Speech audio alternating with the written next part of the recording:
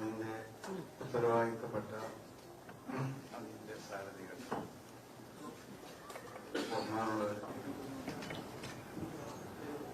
ഈ ഒരു press meet ഇവിടെ സംഘടിപ്പിക്കാനുള്ള കാരണം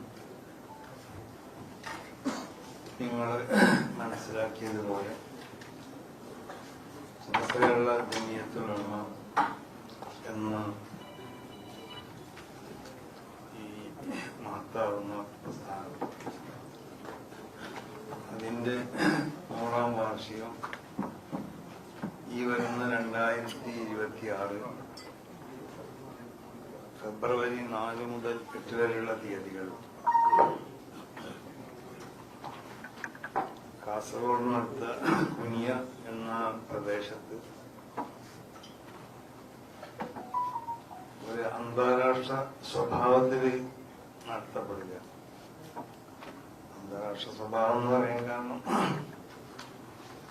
ലോകത്തിന്റെ പല ഭാഗങ്ങളിൽ നിന്ന്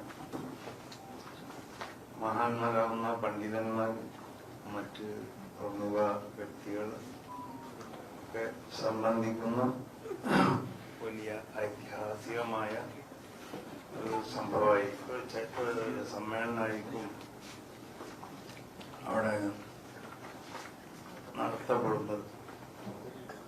അതുകൊണ്ടാണ് ഈ സമ്മേളനത്തിനൊക്കെ ഒരു അന്താരാഷ്ട്ര സ്വഭാവമുണ്ട്, അന്താരാഷ്ട്ര സമ്മേളനമൊക്കെ പറയാനുള്ള കാരണം. നിങ്ങൾക്ക് അറിയുന്നത് പോലെ ഒരു പ്രസ്ഥാനത്തിന്റെ അല്ലെങ്കിൽ ഒരു സംഘടനയുടെ അല്ലെങ്കിൽ ഈ സമ്മേളനത്തിന്റെ ഒക്കെ വിജയത്തിന് തീർച്ചയായും മാധ്യമങ്ങളുടെ ചാനലുകളുടെ ഒക്കെ പൂർണ്ണമായ സഹകരണം ആവശ്യം. അപ്പൊ എല്ലാ സമയത്തും സമസ്തയുള്ള ജമിയത്തുൽ ഉലമയോട് പ്രതികൂലമായോ അല്ലെങ്കിൽ അനുകൂലമായൊക്കെ നിങ്ങൾ സഹകരിച്ചിട്ടുണ്ട്. അപ്പോ ഇനി തുടർന്നുള്ള ദിവസങ്ങളിൽ സമസ്തയുള്ള ജമിയത്തുൽ ഉലമയുടെ സമ്മേളനവും അതിനോടനുബന്ധിച്ചുകൊണ്ട് നടത്തപ്പെടുന്ന, ഇവിടെ സൂചിപ്പിക്കപ്പെട്ടതുപോലെ എന്റെ നേതൃത്വത്തിൽ സമസ്തയുള്ള ജമിയത്തുൽ ഉലമയുടെ ബഹുമാന്യരായ നേതാക്കന്മാർ എല്ലാവരും കൂടി നയിക്കുന്ന സന്ദേശയാത്ര തുടങ്ങി അതിനോട് ബന്ധപ്പെട്ട എല്ലാവിധ സംരംഭങ്ങൾക്കും നിങ്ങളുടെയൊക്കെ ഭാഗത്തു നിന്നുള്ള പൂർണ്ണ പിന്തുണയും സഹകരണവും ഒക്കെ ഉണ്ടാവുമെന്നാണ് ആദ്യമായി ഉണർത്താൻ. സമസ്തയുള്ള ജമിയത്തുൽ ഉലമ അതിന്റെ പ്രവർത്തനത്തിന്റെ ഒരു ഹ്രസ്വമായ ഒരു ഗ്രൂപ്പാണ് നിങ്ങളൊക്കെ കയ്യിലേക്ക് നൽകപ്പെട്ട ആ കടലാസിലുള്ളത്. ഇവിടെ 100 വർഷം പ്രവർത്തിച്ചു. വിശുദ്ധമാവുന്നതായ ഇസ്ലാം അത് അതിന്റെ ഒരു വള്ളിക്കും ഉള്ളിക്കും ഒരു നിൽക്കും തകരാറ് സംഭവിക്കാത്ത നിലക്ക് മഹാനായ നബിയുനാ മുഹമ്മദ് സ്വല്ലല്ലാഹു അലൈഹി വസല്ലമ തങ്ങളിലേക്ക് അല്ലാഹു സുബ്ഹാനഹു വ തആല മലക്ക് ജിബ്രീൽ അലൈഹിസ്സലാത്തു വസ്സലാം മുഖേന അവതരിപ്പിക്കപ്പെട്ട ഈ ശരീഅത്തിന്റെ ആശയാദർശങ്ങൾ അത് പൂർണ്ണമായി അതിന്റെ യഥാർത്ഥ സ്വഭാവത്തിൽ സംരക്ഷിക്കപ്പെടുക എന്നാണ് സമസ്തയുള്ള ജമിയത്തുൽ ഉലമയുടെ ഏറ്റവും പ്രധാനപ്പെട്ട ലക്ഷ്യം. അതുകൊണ്ടാണ് അത് വിശുദ്ധമായ ഒരു പരമ്പരയിൽ കൂടി ലഭിക്കപ്പെടുകയും വേണം. അതുകൊണ്ടാണ് നമ്മളെപ്പോഴും പറയുന്നത് വിശുദ്ധമായ പരമ്പരയിൽ കൂടി ലഭിക്കപ്പെട്ടതുപോലെ എന്ന് പറഞ്ഞാല് ഈ പറയപ്പെടുന്ന ശരീഅത്തിന്റെ ആശയങ്ങൾ, ആദർശങ്ങളൊക്കെ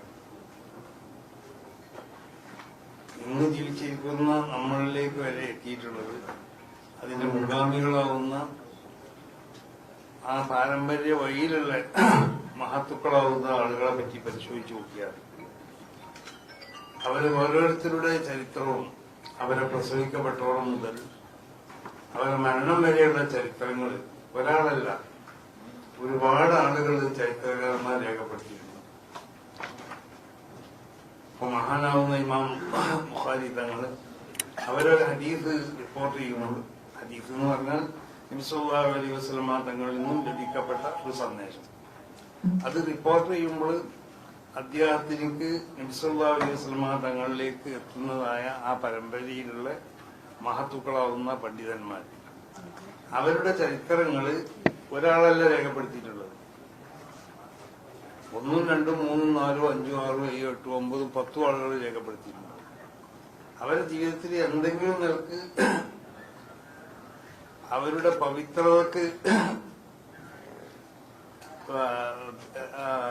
തകരാറ് സംഭവിക്കുന്ന എന്തെങ്കിലും ഒരു കാര്യം ഉണ്ടെങ്കിൽ അതും കൂടി രേഖപ്പെടുത്തിയിട്ടുണ്ടാവും.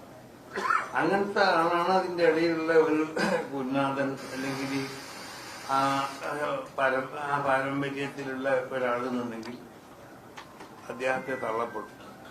അദ്ദേഹം മുഖേനുള്ളതായ ആ റിപ്പോർട്ട് സ്വീകരിക്കപ്പെടുക.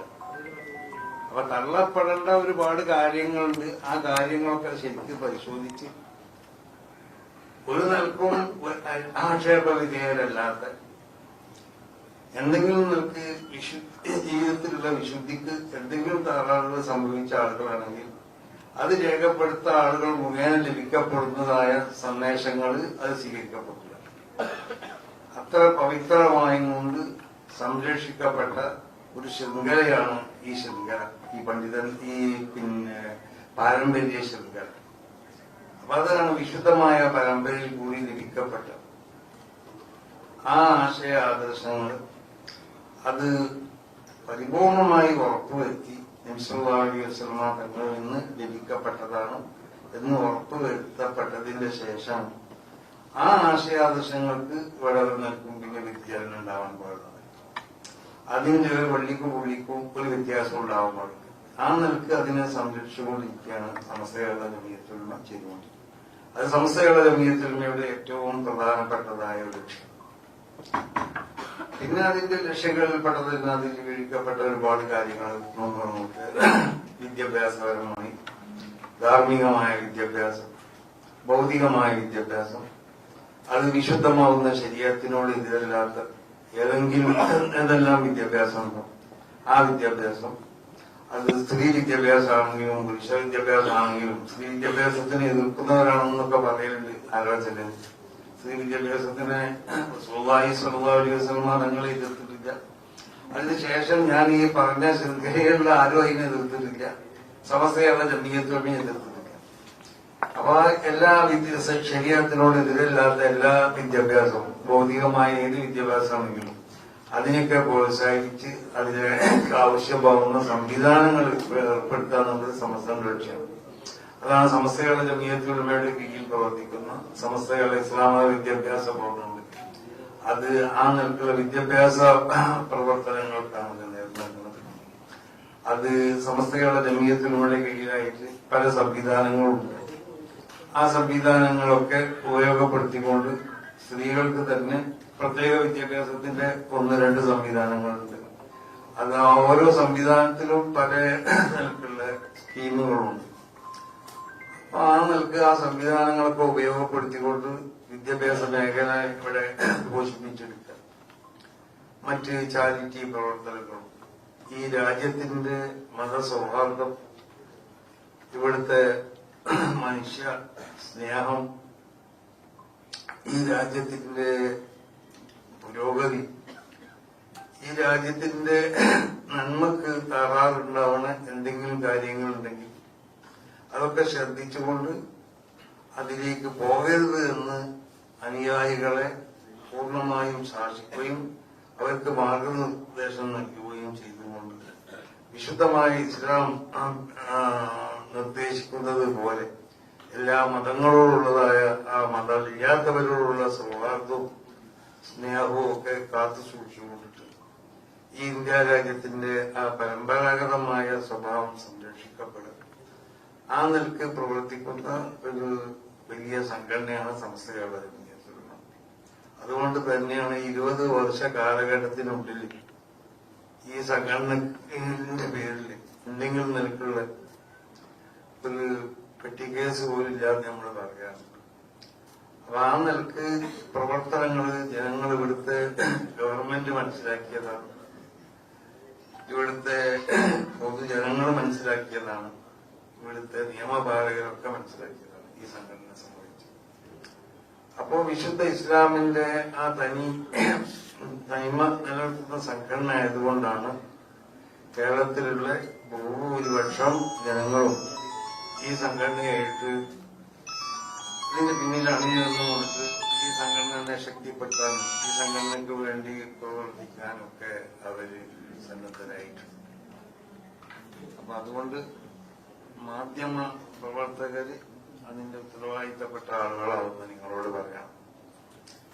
എപ്പോഴും നമ്മൾ ന്യൂസുകളൊക്കെ പ്രസിദ്ധീകരിക്കുമ്പോൾ പല സമയത്തും സമസ്ത കേരള ജമിയത്തുൽ ഉലമയുടെ തീരുമാനങ്ങളല്ലാതെ ആരെങ്കിലും അവിടുന്ന് ഇവിടുന്നൊക്കെ പറയുന്ന ന്യൂസുകൾ ആദ്യം പ്രസിദ്ധീകരിക്കുക, പിന്നീട് അതിനെ തിരുത്തു ചെയ്യുക, അത് മതിയല്ലോ. അപ്പൊ ആ പിന്നീടുള്ള തിരുത്തൽ ഇപ്പൊ ചിലപ്പോ എന്റെ ചില പ്രസ്താവനകൾ ഞാൻ പറഞ്ഞതല്ലാത്തതായിരിക്കും പറഞ്ഞിട്ടുണ്ടാവും. എന്നിട്ട് പിന്നെ പറയണം അങ്ങനെയാണ് ഞങ്ങൾ ഒരു സോറി പറഞ്ഞാൽ കഴിഞ്ഞതാണ് നമ്മൾ മനസ്സിലാക്കുന്നത്. എന്നിട്ട് പിന്നെ എന്താ ചെയ്യണമെന്ന് ചോദിച്ചാൽ അത് നമ്മൾ ആ പ്രസ്താവന തങ്ങൾ പറഞ്ഞിട്ടില്ല. അപ്പൊ അതിന് പിന്നെ ഒരു ക്ഷമാപണമൊക്കെ പറഞ്ഞാല് അത് ശരിയല്ല. അപ്പൊ ശരിക്കും ഞങ്ങളെ വാർത്തകളൊക്കെ ആ വാർത്തകൾ അത് ലഭിക്കപ്പെടേണ്ടതായ അതിന്റേതായ മാർഗങ്ങളും അതിന്റെ സ്ഥലങ്ങളും ഒക്കെ ഉണ്ട്. അവിടുന്ന് ഔദ്യോഗികമായുള്ള വാർത്തകളെ ഞങ്ങൾ പ്രസിദ്ധീകരിക്കാൻ പാടുള്ളൂ. മറ്റത് ജനങ്ങളിൽ അത് എന്താവും നല്ല തെറ്റിദ്ധാരണ ഉണ്ടാക്കും. അപ്പൊ ഞാൻ പറയാത്തൊരു വാർത്ത ഞങ്ങൾ സമസ്ത കേരള ജമിയത്തുൽ ഉലമയുടെ മുശാവറയിൽ തീരുമാനിക്കപ്പെടാത്ത ഒന്ന് അത് തീരുമാനിച്ചു എന്ന് ആദ്യം കൊടുക്കുക. അത് നല്ലതാണ്. ഞാൻ അതിൽ ചില രസങ്ങളോ അല്ലെങ്കിൽ മറ്റ് വല്ല ഗുണങ്ങളൊക്കെ നിങ്ങൾക്ക് ഉണ്ടാവാം. പിന്നീട് പിന്നെ അത് തിരുത്തുകയും ചെയ്യുക. അത് ഞങ്ങളെ സംബന്ധിച്ചിടത്തോളം അങ്ങനെ ചെയ്യരുത് എന്നാണ് പറയാറുള്ളത്. അപ്പൊ ഞങ്ങളെ വാർത്ത അത് സത്യസന്ധമായി ഉറപ്പുവരുത്തിയതിനു ശേഷം മാത്രമേ കൊടുക്കാൻ പറ്റൂ. അത് പിന്നെ പിൻവലിക്കലോ അല്ലെങ്കിൽ ക്ഷമാപണം പറയലോ അതിന്റെ പോംവഴി. അപ്പൊ എപ്പോഴും സത്യസന്ധമായ നിലക്ക് വാർത്തകൾ പ്രസിദ്ധീകരിക്കുമ്പോ തന്നെ നമുക്ക് ആളുകളൊക്കെ കിട്ടുമല്ലോ വായിക്കാനൊക്കെ. അപ്പൊ അതിൽ ആവശ്യമുള്ള ചില ഇത് മൂല്യങ്ങളൊക്കെ കൂട്ടിക്കൊടുക്കണം. അത് പഠിച്ചവരാണോ നിങ്ങളെ അത് നിങ്ങൾക്ക് അറിയുകയും ചെയ്യാം. അപ്പൊ ഏതായാലും സമസ്ത കേരള ജമിയത്തുൽ ഉലമയുടെ ഈ 100ാം വാർഷികവുമായി നിങ്ങളൊക്കെ പൂർണ്ണമായി സഹകരിക്കുക. അതിന് വേണ്ട എല്ലാ നിലക്കുള്ള പ്രചരണത്തിലും നിങ്ങളൊക്കെ ഭാഗം കാണണം. നമ്മുടെ സന്ദേശയാത്രയും അതിന്റെ പ്രചരണത്തിലും നിങ്ങളൊക്കെ ഭാഗമാക്കണം. അതിനോട് ബന്ധപ്പെട്ട വാർത്തകളും റിപ്പോർട്ടുകളൊക്കെ കൊടുക്കുന്നതിന് അത് സത്യസന്ധമായി കൊടുക്കാൻ, അത് കൊടുക്കുന്നതിനുള്ള ജാഗ്രതയൊക്കെ നിങ്ങളെല്ലാവരുടെ ഭാഗത്തുനിന്നും ഉണ്ടാവണം. എല്ലാ ചാനലുകളോടും എല്ലാ മാധ്യമ പ്രവർത്തകരോടും ഇവിടെ വന്ന എല്ലാ പത്രത്തിന്റെ പ്രമുഖരാകുന്ന അതിന്റെ ആളുകളോടൊക്കെ പ്രത്യേകമായി കൊണ്ട്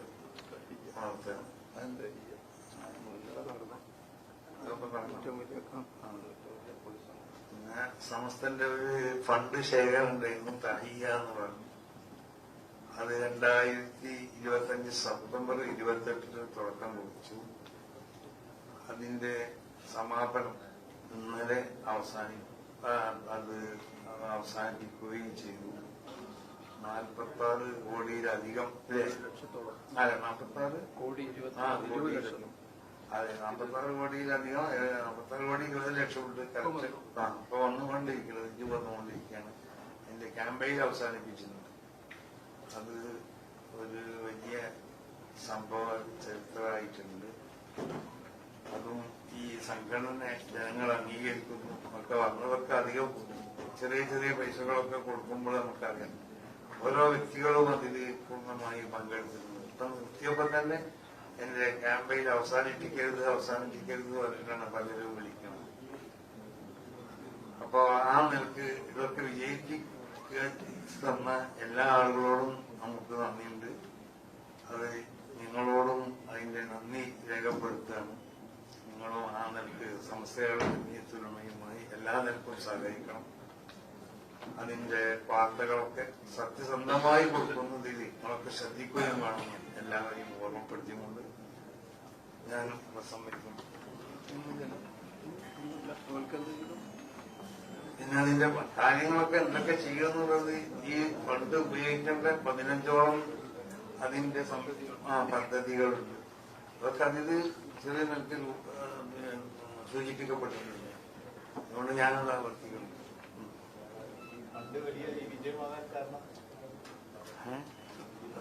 ഞാൻ പറഞ്ഞു ജനങ്ങൾ സംഘടന അംഗീകരിച്ചു. എന്റെ പിന്നിൽ ആളുകളുണ്ട്. അവർ ജയിക്കുക. ഒരു പ്രതിസന്ധി ഞങ്ങൾക്ക് ഉണ്ടായിട്ടില്ല.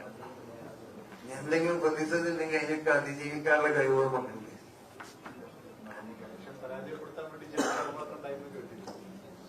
ഞങ്ങളറിയില്ല, ഞങ്ങളൊന്നും ശ്രദ്ധിച്ചിട്ടില്ല. ഞങ്ങളൊരു സ്ട്രൈറ്റിൽ അങ്ങനെയുള്ള ഞങ്ങൾക്ക് മുസ്തഖീമായ വഴി കൂടി പോകാന്ന ഖുർആൻ തന്നെ പറയുന്നത്. സ്ട്രൈറ്റ് റൂട്ടിൽ കൂടി പോവാ, എന്നിട്ടും വേണ്ട ഇങ്ങോട്ടും വേണ്ട, തിരിയാൻ പാടില്ല. അപ്പൊ ആ റൂട്ടിൽ കൂടി പോകുമ്പോൾ ഞങ്ങൾ പിന്നെ അപ്പുറത്തുള്ള ശബ്ദങ്ങളൊന്നും ശ്രദ്ധിക്കില്ല. വിദ്യാഭ്യാസ മേഖലയിലെ വിദ്യാഭ്യാസ മേഖലയിൽ ഇപ്പോ കാന്തപുര വിഭാഗം മുന്നോട്ട് പോയതിനു ശേഷം ഒരുപാട് പ്രത്യേകിച്ച് ഭൗതിക വിദ്യാഭ്യാസ മേഖലയിലൊക്കെ ഒരുപാട് മുന്നേറ്റങ്ങളുണ്ടായി. അതേസമയം നമ്മുടെ ആ ഒരു കാര്യത്തില് ഇപ്പോ മാഫിയോഫിയ സംവിധാനം കുറച്ച് അഡ്വാൻസ്ഡാണെന്ന് തോന്നിയപ്പോഴേക്കും അതൊരു പുത്തൻ ആശയങ്ങളുടെ ഇതൊക്കെയാണെന്ന് പറഞ്ഞുകൊണ്ട് അതിന് വേറിട്ട് വേറെ SNES എന്ന് പറഞ്ഞിട്ട് വേറെ പദ്ധതിയൊക്കെ ഉണ്ടായിരുന്നു. അപ്പോ ഇപ്പൊ ഇതിൽ പറഞ്ഞിരിക്കുന്ന ഈ സംസ്ഥാന എഡ്യൂസിറ്റി എന്ന് പറഞ്ഞൊരു പദ്ധതി എന്താണ് അത് വിഭാവനം ചെയ്യുന്നത്? വിഭാവനം ചെയ്യുന്നത് തന്നെ ഇപ്പൊ നിങ്ങൾ സൂചിപ്പിച്ചതുപോലെ ആത്മീയതയിൽ അധിഷ്ഠിതമായ നിലക്ക് ആത്മീയത എന്ന് പറഞ്ഞത് വിദ്യാഭ്യാസ മേഖലയിൽ ആവശ്യമാണ്. അതില്ലാത്തതുകൊണ്ട് ഉണ്ടാവുന്ന പല തകരാറുകളുണ്ട്. അപ്പൊ ആ നിലക്കുള്ള നിങ്ങൾ സൂചിപ്പിച്ചതുപോലുള്ള എല്ലാ വിദ്യാഭ്യാസ മേഖലയിലും എല്ലാ സംവിധാനങ്ങളും ഉൾക്കൊള്ളുന്ന ഒരു യുനിവേഴ്സിറ്റി.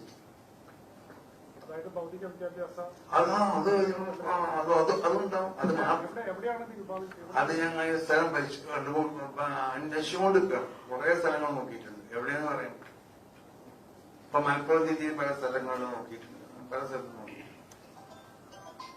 രാജ്യത്തെ മുസ്ലിം ന്യൂനപക്ഷങ്ങൾ വലിയൊരു വെല്ലുവിളി നേരിടുകയാണ്. ഈ 100ാം പശ്ചാത്തലത്തിലെ ഒരു ഐക്യത്തിന്റെ കാരണമുണ്ടോ സംസ്ഥയുടെ ഭാഗത്തുനിന്ന്? ഇങ്ങനെ മുസ്ലിങ്ങളെല്ലാം കൂടി ഐക്യപ്പെട്ടാൽ ഇവിടെ നമുക്ക് എന്തെങ്കിലും ചെയ്യാൻ കഴിയും? അത് പറ്റില്ലല്ലോ. നമ്മളെല്ലാരും കൂടി ഐക്യപ്പെടേണ്ടത്. മുസ്ലിങ്ങളെ നേരിടുന്നതായ ഈ പ്രതിസന്ധികൾ ഉണ്ടെങ്കിൽ ആ പ്രതിസന്ധികൾ തരണം ചെയ്യാൻ മുസ്ലിങ്ങൾ മാത്രമല്ല ഒന്നിക്കേണ്ടത്. മുസ്ലിങ്ങളോട് അനുഭാവം പുലർത്തിക്കൊണ്ട് മറ്റുള്ള ആളുകളും അതിനോട് എന്താവണം ചോദിക്കണം. അങ്ങനെ പ്രവർത്തിക്കുമ്പോൾ ഇവിടെ നാട്ടിൽ വരുത്താൻ. കാരണം മുസ്ലിങ്ങൾ മാത്രം ഇങ്ങനെ ഒരു സംഘടന എല്ലാവരും കൂടി ഒന്നിച്ചിരിക്കുമ്പോൾ നിങ്ങൾ പറയില്ലേ? കാരണം അവരൊക്കെ ഒന്നിച്ചിരിക്കുകയാണ്. അവരെല്ലാം കൂടി ഒത്ത് എന്തോ ഒരു സംഘടിക്കാണ് അവർ ഒരുങ്ങിക്കണമെന്ന് പറയുന്നു. അത് പറ്റൂല. അപ്പൊ നമ്മളെല്ലാരും ഒന്നിച്ചിരിക്കണം. മുസ്ലിങ്ങൾക്കിടയിൽ ഒരു യോജിപ്പുണ്ടോ ഉണ്ടാക്കാനുള്ള സാധ്യത ഉണ്ടോ? മുസ്ലിങ്ങളുടെ ഇടയിൽ ഇപ്പൊ യോജിപ്പ് കുറവൊന്നുമില്ലല്ലോ. ഇസ്ലാമിനോട് ബന്ധപ്പെട്ട പൊതുവിഷയങ്ങൾ വരുമ്പോൾ അതിപ്പോ അങ്ങനെയില്ല. അവിടെ മുസ്ലിങ്ങളുടെയുള്ള ഈ ഭിന്നിപ്പൊക്കെ മറന്നുകൊണ്ട് എപ്പോഴും അങ്ങനെ പല സമയത്തും ഒന്നിച്ച് നമ്മൾ പ്രവർത്തിച്ചിട്ടുണ്ട്. ഇപ്പൊ ചില കോടതി വിധികളൊക്കെ വരുമ്പോൾ ഷബാനും കേസ്, കോടതി വിധി, അങ്ങനത്തെ സംഗതികൾ സമയങ്ങളൊക്കെ ഒന്നിച്ച് ശ്രദ്ധിച്ചിട്ടുണ്ട്. അത് നമ്മൾ ഒന്നിച്ച് ശ്രദ്ധിച്ചാൽ മാത്രം പോലെ നമ്മളെല്ലാവരും പിന്തുണയും വേണം. മറ്റുള്ള മതസ്ഥരൊക്കെ പിന്തുണണം. അവിടെ ഏത് മതസ്ഥർക്കും അങ്ങനെ തന്നെയല്ലേ. അവർ സ്വന്തമായിട്ട് ഒരു വിഷയത്തിൽ അവരങ്ങനെ മറ്റു ഇന്ത്യ പോലത്തെ രാജ്യമാകുമ്പോൾ മറ്റുള്ളവരോട് പിന്തുണ നമുക്കുണ്ടാവും.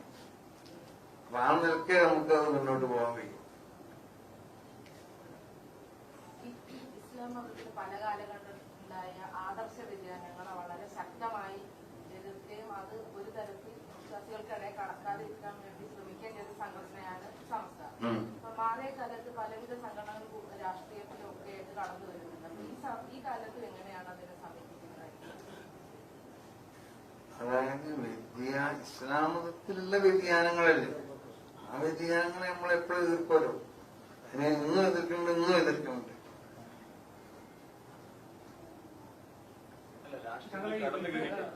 രാഷ്ട്രത്തിൽ കടന്നു കയറി വിധി അതെ, കടന്നു കയറ്റി അത് രാഷ്ട്രീയക്കാരാണ് അത് നോക്കേണ്ടത്, ഞങ്ങളല്ലല്ലോ. അല്ല, അത് ഞങ്ങൾ ഇങ്ങനെ രാഷ്ട്രീയത്തിലൊന്നും അങ്ങനെ ഇടപെടാറില്ലല്ലോ. രാഷ്ട്രീയത്തിൽ ആരെ കയറ്റണം എന്നൊക്കെ നമ്മളല്ലല്ലോ അത് നോക്കേണ്ടത്. ഞങ്ങൾ മതത്തിൽ എന്തെങ്കിലും വ്യതിചലനങ്ങൾ ഉണ്ടാക്കാൻ ആര് ശ്രമിച്ചാൽ അത് പറയാൻ കൊണ്ടുവന്ന് എനിക്ക് മനസ്സിലായി.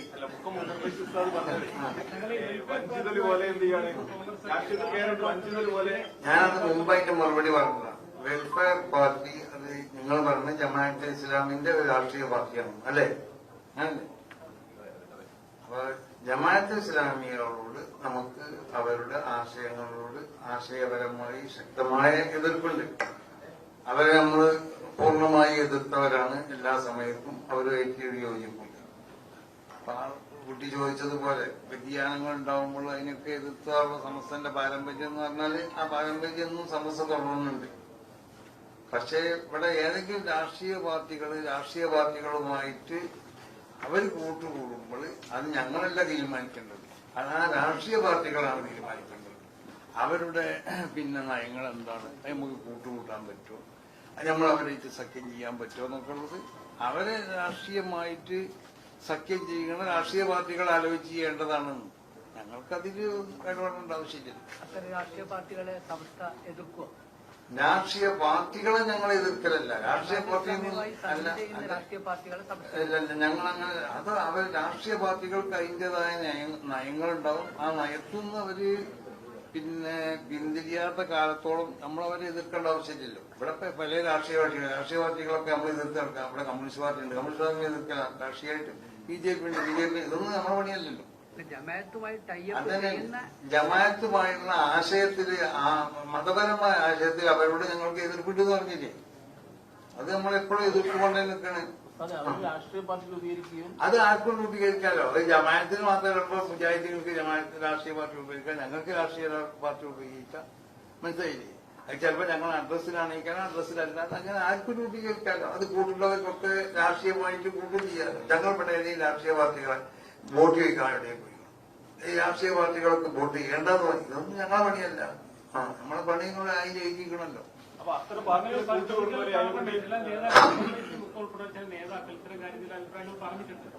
അതെ, മുമ്പ് ജമാഅത്തെ ഇസ്ലാമിനെ എതിർക്കേണ്ടതാണല്ലോ. അത് മുക്കം പൈസ അല്ല, ആര് പറഞ്ഞാലും അത് എതിർക്കേണ്ടത് തന്നെ. സഖ്യത്തെ കുറിച്ച് വെൽഫെയർ പാർട്ടി സഖ്യത്തെ കുറിച്ച് ഉമർ ഫൈസി പറഞ്ഞതായിട്ട് എനിക്കറിയില്ല. അങ്ങനെ പറഞ്ഞിട്ടുണ്ടോ? അയാളൊന്നും പറഞ്ഞിട്ടുണ്ടാവില്ല. ഞങ്ങൾ പറഞ്ഞിട്ടുണ്ടെങ്കിൽ അത് അയാളോടാണ് ചോദിക്കുന്നത്. അതിലൊരു പ്രശ്നം, ഈ പാണക്കാട് കുടുംബം സമസ്തയുമായി ബന്ധപ്പെട്ട സ്ഥാനങ്ങളിൽ ഇരിക്കുന്നവരാണ്, സമസ്തയുടെ വേദികളിൽ സ്ഥിരമായി പങ്കെടുക്കുന്ന ആളുകളാണ്. ഈ പാണക്കാട് കുടുംബത്തിൽ തന്നെയാണ് ഈ വെൽഫെയർ പാർട്ടിയിൽ ഒരു സ്ഥാനാർത്ഥിയെ പ്രഖ്യാപിച്ചത്. അതിനൊന്നും ഇപ്പൊ മറുപടി പറയേണ്ടതാണ് ഞാനല്ല. ഇതല്ല, ഞാനതിന് മറുപടി അത് ഓരോ രാഷ്ട്രീയക്കാർക്കും അവർക്ക് ഇഷ്ടമുള്ള രാഷ്ട്രീയ കക്ഷികൾ അതാരാണോ അവർക്ക് പ്രഖ്യാപിക്കാതിരിക്കുകയൊക്കെ ചെയ്യാം. ഇതൊന്നും ഞങ്ങൾ നോക്കേണ്ട കാര്യമില്ലല്ലോ. സമസ്ത പ്രവർത്തകർക്കിടയിൽ ഒരു ആശയക്കുഴപ്പമില്ല. പൊതുജനങ്ങൾക്കുള്ളത് ഞങ്ങൾ നോക്കേണ്ട ആവശ്യമില്ലല്ലോ. ഞങ്ങൾക്ക് സമസ്ത പ്രവർത്തകരുടെ ഇടയിൽ, സമസ്തന്റെ അനുഭാവികളുടെ ഇടയിൽ എത്തിയ ആശയങ്ങളുടെ ഇടയിലുള്ള ആശയം അല്ല, പൊതുസമൂഹത്തിന്റെ ഇടയിൽ പ്രവർത്തിക്കുന്നുണ്ട്. രാഷ്ട്രീയമായി നേരത്തെ നമ്മൾ അനുഗണിക്കാം. അത്തരം പാർട്ടികൾ കൂട്ടുകൊണ്ടോട് അത്തരം മുന്നണികളും രാഷ്ട്രീയക്കാരൊക്കെ പാഠം പഠിക്കാതെ പഠിച്ചോട്ടെ എന്നുള്ള അല്ല, അതല്ല, അത് ഞങ്ങളെ മേഖലയല്ല. അത് പാഠം പഠിച്ചോട്ടെ എന്നല്ല, അങ്ങനെ ചെയ്യുന്നുണ്ട്. അതാണ് എം.ഐ. ഞങ്ങൾ പാഠം പഠിച്ചോട്ടെ അത് പറഞ്ഞാൽ അത് ഞങ്ങളെ മേഖലയല്ല. അതിലേക്ക് ഞങ്ങൾ ശ്രദ്ധിക്കണില്ല. ശ്രദ്ധിക്കേണ്ടി വന്നാൽ ശ്രദ്ധിക്കും, അത് ഇപ്പോഴും ശ്രദ്ധിക്കണില്ല. അപ്പൊ എങ്ങനെയെങ്കിലും ഞാനത് വലിയിട്ട് സത്യം പാടില്ല എന്നുള്ളത് പറയണം എന്നാണ് നിങ്ങൾ പറയുന്നത്. അങ്ങനത്തെ ഒരു വിവാദത്തിനു മുമ്പ് ഞങ്ങൾ ഉദ്ദേശിക്കുന്നില്ല. നമുക്ക് പിന്നെ അങ്ങനെ വരുമ്പോ പറയാം. രാജ്യത്തിന്റെ നന്മക്കോ അല്ലെങ്കിൽ രാജ്യത്തിന്റെ ഈ പൊതു സ്വഭാവത്തിനെതിരായി അല്ലെങ്കിൽ രാഷ്ട്രീയ കക്ഷികൾ പ്രവർത്തിക്കുകയാണെങ്കിൽ നമ്മളതിനെ എതിർക്കൂലേ? തീർച്ചയായിട്ടും അത് ഞങ്ങളെ ഭരണഘടനയിൽപ്പെട്ടതാണ്. ഈ രാജ്യത്തിന്റെ നന്മക്ക് വേണ്ടി പ്രവർത്തിക്കുക എന്നുള്ളത്.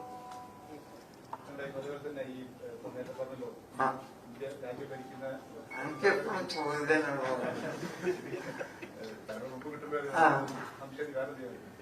മോദി സർക്കാർ ഭരിക്കുന്നപ്പം ഈ അഭിപ്രായ ഭിന്നതകളൊക്കെ മാറ്റിവെച്ച് ഈ സമസ്ത പ്രത്യേകിച്ച് പറയാൻ ഈ പറഞ്ഞ പോലെ മുസ്ലിം അവാന്തര വിഭാഗങ്ങൾക്കെതിരെ ശക്തമായ പ്രത്യയശാസ്ത്രമായ പോരാട്ടം നടത്തിക്കൊണ്ടിരിക്കുന്നത്. ഇതൊക്കെ മാറ്റിവെച്ച് സമുദായം ഒരുമിച്ച് വെക്കണം. അതായത് ഐക്യപ്പെട്ട് അങ്ങനെ ഒരു യോജിച്ച് വേറെ നീക്കത്തിനല്ല. പക്ഷെ ഇത്തരം അഭിപ്രായ വ്യത്യാസങ്ങൾ മാറ്റിവെക്കണം എന്നൊരു ശക്തമായ വാദം സമുദായത്തിനകത്ത് തന്നെ ഉയരുന്നുണ്ട്. ഇത് അങ്ങനെ മാറ്റിവെക്കപ്പെടേണ്ടതാണോ, അല്ലെങ്കിൽ ആ ഭിന്നത അല്ലെങ്കിൽ അഭിപ്രായ വ്യത്യാസങ്ങളോ വ്യത്യാസം മാറ്റിവെച്ചതല്ല. അഭിപ്രായ വ്യത്യാസമൊക്കെ നിലനിൽക്കുന്നതിനോട് കൂടെ അങ്ങനല്ലേ ഓരോരുത്തരും അങ്ങനെ. ഇപ്പൊ നമ്മൾ മതങ്ങൾ തമ്മിൽ യോജിപ്പ് എന്ന് പറഞ്ഞാല് ഓരോ മതങ്ങളും ആ മതങ്ങളെ ആശയങ്ങൾ വലിച്ചെറിയല്ലോ ചെയ്യുന്നത്. അത് മാറ്റിവെക്കല്ല. ഓരോരുത്തരും അവരവരെ മതത്തിൽ നിന്നുകൊണ്ട് മതസൗഹാർദ്ദം ഉണ്ടാക്കണം. അതല്ലേ മതസൗഹാർദ്ദം എന്ന് പറഞ്ഞാൽ. ഇപ്പൊ നമ്മൾ മുസ്ലിങ്ങളാണ്, ഞങ്ങൾക്ക് നിശ്ചയിക്കാൻ പാടില്ല. അല്ലെങ്കിൽ ഹൈന്ദവരാണ്, അവർക്ക് അമ്പലത്തിൽ പോകാൻ പാടില്ല. അല്ലെങ്കിൽ ക്രിസ്ത്യാനികളാണ്, അവർക്ക് ചർച്ചിൽ പോകാൻ പാടില്ല എന്നൊക്കെ പറഞ്ഞുകൊണ്ടുള്ള ഒരു ഐക്യം ഒരിക്കലും നടക്കൂലല്ലോ. അപ്പൊ ഓരോ മതത്തിന്റെ ആളുകളും ആ മതത്തിൽ പൂർണ്ണമായി വിശ്വസിച്ചുകൊണ്ട് പരസ്പരം സൗഹാർദ്ദം ഉണ്ടാക്കി തീർക്കുക. അങ്ങനെ ചെയ്യുള്ളൂ. ഒരു മതത്തിന്റെ ഇത് വിശ്വസിക്കുന്ന വ്യക്തിയെ സംബന്ധിച്ചിടത്തോളം ആ മതത്തിന് എതിരായി കൊണ്ട് ചെയ്യാൻ അവർക്ക് സാധിക്കൂല. അത് ഒരിക്കലും കഴിയൂല. പിന്നെ ഈ നമ്മളൊരു പൊതുതാരം ഉണ്ടാക്കാനും കഴിയൂല. അപ്പൊ നമ്മൾ ഈ രാജ്യത്തിന്റെ പൊതു നന്മക്ക് വേണ്ടി നമ്മൾ ഉപയോഗിക്കണം. അത്ര മാത്രമേ ചെയ്യാൻ പറ്റുള്ളൂ. അത് ഓരോ മതവിശ്വാസികളും അവരുടെ വിശ്വാസം സംരക്ഷിച്ചുകൊണ്ടാകും. എന്നതുപോലെ മുസ്ലിങ്ങളിൽ പല അഭിപ്രായക്കാരുണ്ടാവും. അവരവരതൊക്കെ സംരക്ഷിച്ചോട്ടെ. നമ്മൾ സംരക്ഷിക്കും. സുന്നികളുടെ ആശയങ്ങൾ സംരക്ഷിക്കും. മുജാഹിദീങ്ങൾ അവരെ ആശയങ്ങൾ സംരക്ഷിക്കും. ജമാഅത്ത് ഇസ്ലാമി അവരെ ആശയങ്ങൾ സംരക്ഷിക്കും. പിന്നെ 46 കോടി രൂപ പിരിച്ചു. അതെന്തിനു വേണ്ടിയാണ് ഉപയോഗിക്കുന്നത്? അതിപ്പോ ഞാൻ ഒരു വട്ടം ആദ്യം പറഞ്ഞല്ലോ, 15 പദ്ധതികൾ നടന്നില്ല. അത് അതിൽ രേഖപ്പെടുത്തിയിട്ടുണ്ട്. ആ 15 പദ്ധതികൾക്ക് വേണ്ടിയാണ്. ഇതിന് തികയോന്നുള്ളതാണ് ഇപ്പൊ സംശയം. സംസ്ഥയിലെ രണ്ട് വിഭാഗങ്ങൾ തമ്മിലുള്ള പ്രശ്നം പരിഹരിക്കാൻ വേണ്ടി ഒരു സമിതിയൊക്കെ രൂപീകരിച്ചിരുന്നു. അത് എന്തായി അതിന്റെ അന്തിമ തീരുമാനം? അങ്ങനെ 2 വിഭാഗങ്ങൾ ഇപ്പൊ സമസ്തയില്ലല്ലോ. എല്ലാവരും ഒന്നിച്ചു പോവുകയാണ്. മാനസികമായി ചിലർക്കൊക്കെ ഒരു ചില പ്രയാസങ്ങൾ അങ്ങോട്ടും ഇങ്ങോട്ടുണ്ടെങ്കിൽ അതൊക്കെ പറഞ്ഞു തീർത്തിട്ടുണ്ട്. ആളുകൾക്കാണൊക്കെ പോണത്. പിന്നെ ഈ സമ്മേളനത്തിലെ ഇതിലെല്ലാവരും ഉണ്ടല്ലോ. നിങ്ങൾ പറഞ്ഞ 2 വിഭാഗങ്ങൾ നിങ്ങൾ മനസ്സിലാക്കിക്കണെങ്കിൽ അവരൊക്കെ എല്ലാ പരിപാടികളും ഉണ്ട്. അങ്ങനെയാണ് നമ്മളെ നോട്ടീസും ഇതിനോട് ബന്ധപ്പെട്ട കാര്യങ്ങളൊക്കെ തയ്യാർ ചെയ്തിട്ടുണ്ട്. CIC ബന്ധപ്പെട്ടത് പരിഹരിച്ചു എന്നല്ല പറഞ്ഞു. CIC ബന്ധപ്പെട്ടത് അത് പരിഹരിക്കപ്പെട്ടിട്ടുണ്ട്.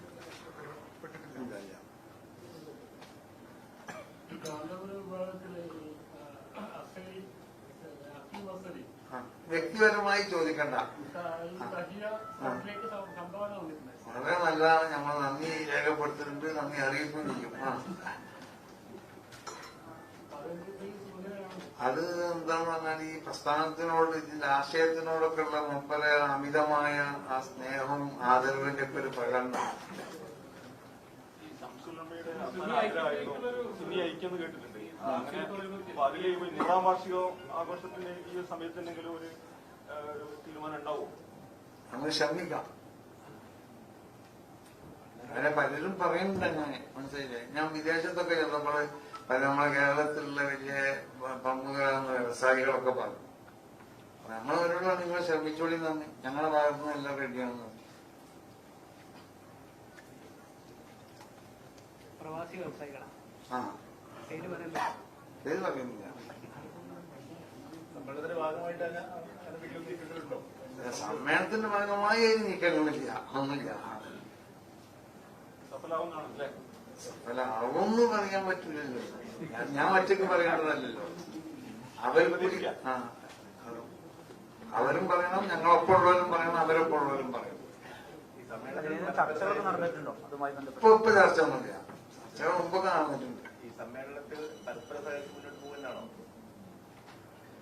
അല്ലാതെ 2 സംഘടനകളായി നിൽക്കുമ്പോ പരസ്പര സഹകരണം ഉണ്ടാവില്ല. പ്രാണികളൊക്കെ അങ്ങോട്ടൊക്കെ സഹകരിച്ചെന്ന് വരും. അതൊന്നും പറയാൻ പറ്റില്ല. BJPയുടെ സംസ്ഥാന അധ്യക്ഷൻ രാജു ചന്ദ്രശേഖർ പറയണ്ടേ മുസ്ലിം ജനവിഭാഗത്തിലുള്ള ആശങ്ക പരിഹരിക്കും. അങ്ങനെ ആരെങ്കിലും സംസ്ഥ അല്ല, അത് എന്നോട് സംസാരിച്ചു. പരിഹരിക്കുന്നല്ല, എന്നോട് നമ്മൾ കാണണം എന്ന് പറഞ്ഞിട്ടുണ്ടെങ്കിൽ മുമ്പ്. അപ്പൊ ഞാൻ ഈ തിരക്കിലാണ്, ഒരു ഒഴിവുള്ള സമയം നിങ്ങൾ അറിയിക്കാന്ന് പറഞ്ഞിട്ടുണ്ട്. അയാളല്ല പറഞ്ഞത്, അയാളെ ഒരു മാധ്യമ ഒരു ഇടയിൽ പ്രവർത്തിക്കുന്ന ഒരാളാണ്. അങ്ങനെ വന്ന അങ്ങ് എന്തൊക്കെ നിർദ്ദേശമാണ് അവർ മുമ്പിലേക്ക് വെക്കുന്നത്? അത് ഞാൻ അയാളോടല്ല, നിങ്ങളോട് ഇപ്പൊ പറയാൻ പറ്റില്ലല്ലോ.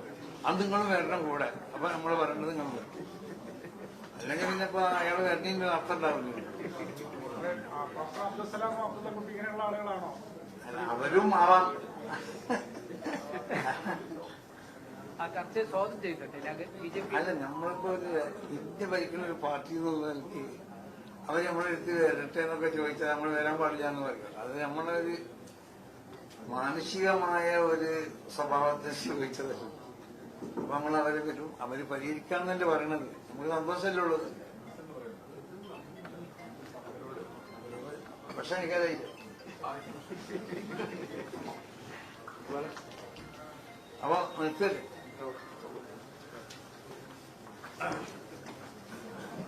ഞങ്ങളുടെ യാത്ര ഡിസംബർ 26-നാണ് കോഴിക്കോട് എത്തുന്നത്. അന്ന് നിങ്ങളുടെയൊക്കെ സാന്നിധ്യവും സാധനവും ഉണ്ടാവണം. ഭക്ഷണം കഴിച്ച് നമുക്ക് ഒന്നിച്ച് പിരിയാം.